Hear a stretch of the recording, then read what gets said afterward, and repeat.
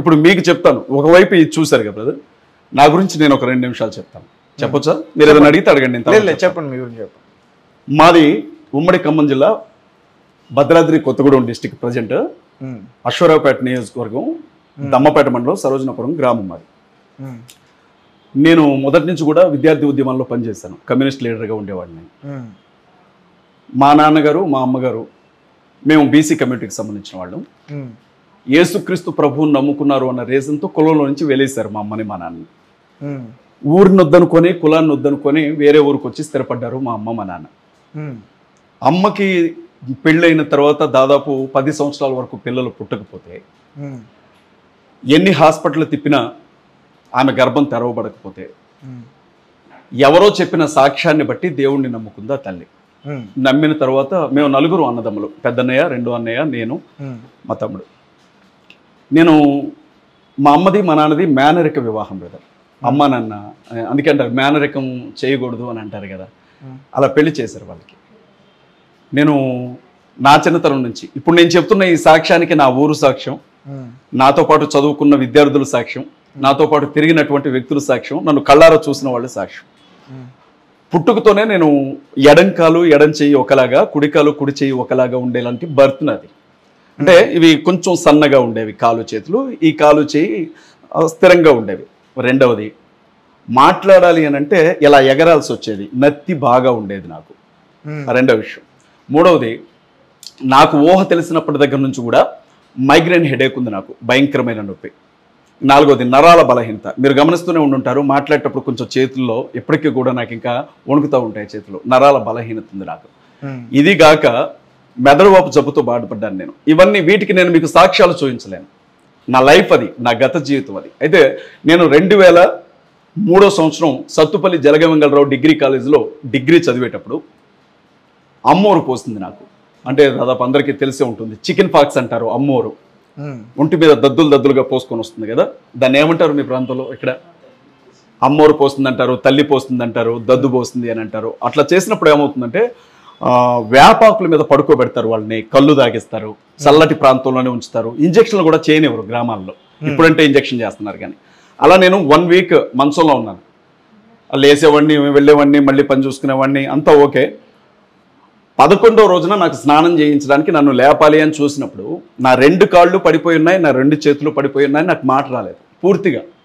ఎలా చెప్పాలి అని అంటే, బోన్ ఉంటుంది కదా, ఆ బోన్కి కండరాలతో పాటు చర్మం అలా వేలాడబడుతూ ఉంది 11వ రోజున. మీరు నమ్మండి, నాకంటే పక్షవాతంతో పడిపోయి ఉన్నటువంటి వ్యక్తి కానీ, పోలియో వచ్చిన వ్యక్తి కానీ చాలా బలంగా ఉన్నాడు ఆ సమయంలో. నేను డిగ్రీ చదువుతున్నాను అప్పుడు.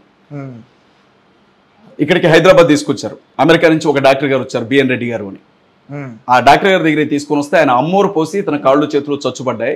దాంతో పాటుగా పుట్టుకు నుంచి ఇతనుకున్న నరాల బలహీనత వల్ల నర్వ్ సిస్టమ్ పూర్తిగా చచ్చుబడిపోయింది, ఇతనికి కాళ్ళు చేతులు రావు, మాట కూడా రాదు అని చెప్పారు. ఇది నా సాక్ష్యం బ్రదర్. నన్ను ఇంటికి తీసుకొని వెళ్ళిపోయారు ఇక్కడ నుంచి. నేను లేవాలి అంటే ఇద్దరు పట్టుకొని నన్ను తీసుకెళ్ళాలి, నిలబడలేను. నేను మాట్లాడాలి అని అంటే సైగ చేసి చెప్పాలి, మాట్లాడలేను. తినాలి అని అంటే చచ్చిపోయే ముందు కోడి గొంతు దగ్గర ఒక రకమైన సౌండ్ వచ్చింది చనిపోయే ముందు, అలా వచ్చేది నాకు అన్నం తినేటప్పుడు. ఆ స్థితిలో నేను ఉన్నప్పుడు మా నాన్నగారు చర్చి పాస్టర్, హెబ్రోన్ సంఘానికి పాస్టర్.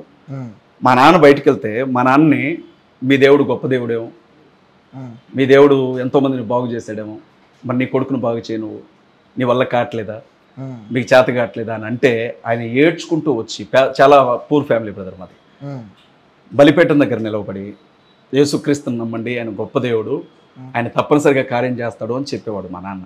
ఒకవైపు నేను మంచం మీద పడుకొని ఉండేవాడిని, ఒకవైపున భోజనానికి వెళ్ళాలి. జనం ఏమనేవారంటే, ఇంట్లో నీ కొడుకును బాగు చేసుకో ఫస్ట్, తర్వాత మాకు చెబుదు కానీ అనేవాళ్ళు. అలాంటి స్థితి బ్రదర్. అలా దాదాపు 3 నెలల మంచంలో ఉన్నాను. 3 నెలల మంచంలో ఉన్న తర్వాత నా పరిస్థితి అర్థమైంది. ఒకరోజు నాకు విపరీతంగా జ్వరం తగిలింది బ్రదర్. ఇక ఆల్మోస్ట్ ఆ స్థితిలో ఉంటే చనిపోయేవాడినేమో నేను. ఇక ఆ రోజు నాకు బాగా గుర్తు, బాగా జ్వరం తగిలింది నాకు. అప్పటికే మా నాన్నగారికి నా మీద కోపం మొదలైంది, వీడు చావట్లేదు, బ్రతకట్లేదు, ఏమీ చేయలేని పరిస్థితి అని మా నాన్నగారు బాధపడేవాళ్ళు. మేము పోసలోళ్ళం బ్రదర్. మా అమ్మ అద్దాలు దువ్యాన్లు అనుకుంటా ఊరూరు తిరిగి బుట్టలో సరుకులు అమ్ముకొని వచ్చిన డబ్బుతో మా కుటుంబాన్ని పోషించేది. మా పరిస్థితి అది. అన్నదమ్ములు ఎవరి పని వాళ్ళు చేసుకునేవాళ్ళు. ఇక పారేలాగా ఉంచారు నన్ను ఇంట్లో, అంతే. ఆ స్థితిలో ఒకరోజు నన్ను మా నాన్న సైకిల్ ఎక్కించుకొని నాగుపల్లి అని, ఇప్పుడు మీకు తుమ్మల నాగేశ్వరరావు గారు ఉన్నారు కదా, స్టేట్ క్యాబినెట్ మినిస్టర్, ఆ ఊరు మాది, ఆ పక్కనే. ఓకే. ఒక 2 కిలోమీటర్లు వెళితే నాగుపల్లి అని ఒక విలేజ్ వస్తుంది, జలగ వెంకటరావు ఊరికి అవతల వైపు, బొగ్గుపాడికి అవతల వైపు. రోడ్డు మీద నుంచి లోపలికి వెళ్ళాలి. మా నాన్న నేను వెనక ఉన్నాను కదా, ఇలా చేతులు పట్టుకోని అన్నాడు, ఇలాగున్నాను నేను, క్యారేజ్ మీద కూర్చోబెట్టి.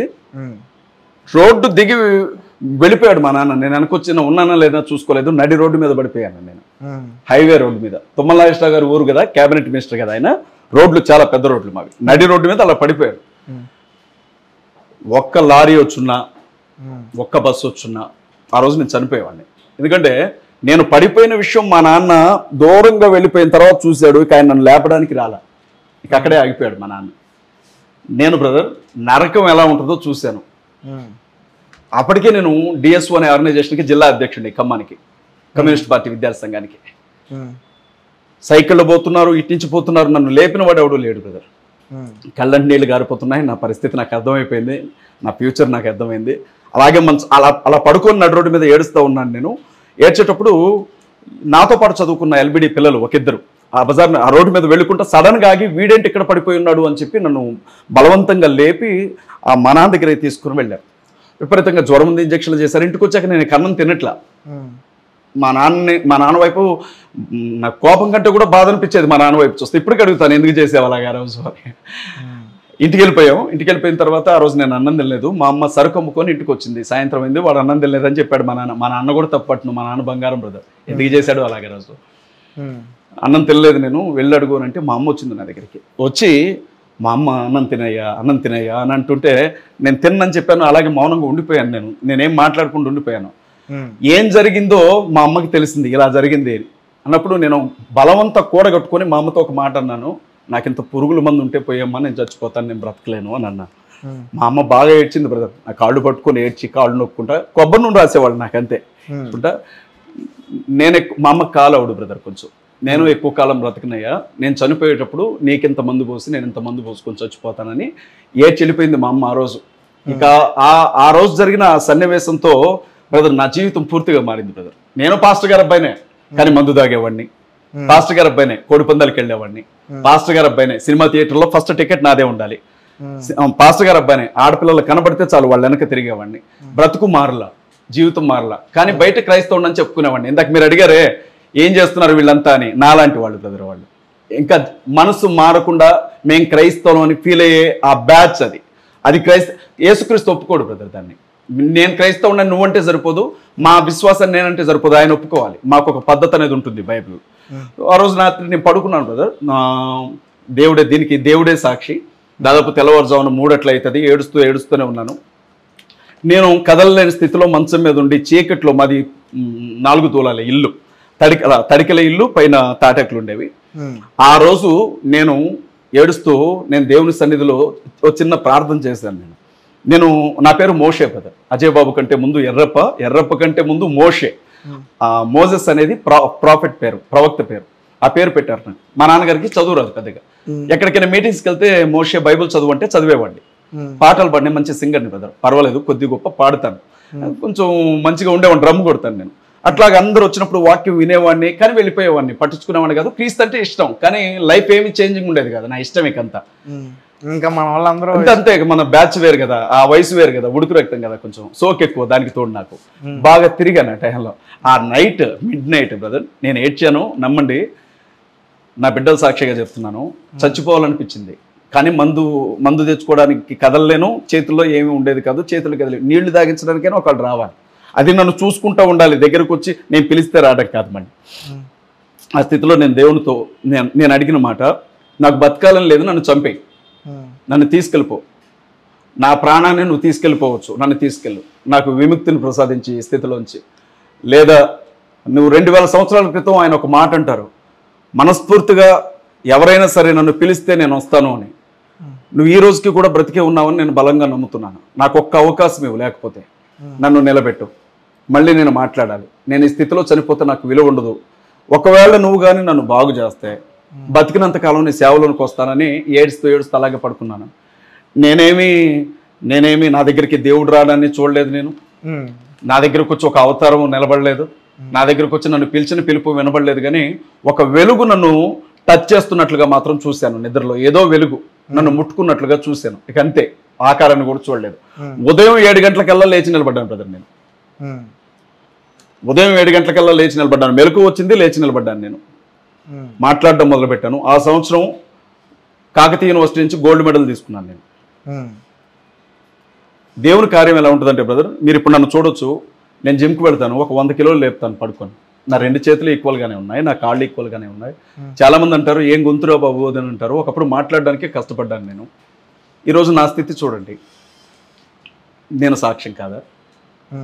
దేవుడు ఉన్నాడు అనడానికి నేనే సజీవ సాక్ష్యం. ఆయన శక్తితోనే నేను బ్రతుకుతున్నాను ఈ రోజుకి కూడా. నాకు 2 పిల్లలు, నా భార్య, నా జీవితం నాది. ఈరోజు ఈ స్థితిలో తినడానికి కూడా గతి లేని స్థితిలో ఉండేవాళ్ళం ఒకప్పుడు. ఈరోజు కోట్ల రూపాయల ఆస్తికి నేను యజమానిగా ఉన్నాను. ఒక స్థాయి దేవుడు ఇచ్చాడు నాకు. ఎక్కడికి వెళ్ళినా ఉన్నతమైన స్థితిలోకి తీసుకొని వచ్చాడు.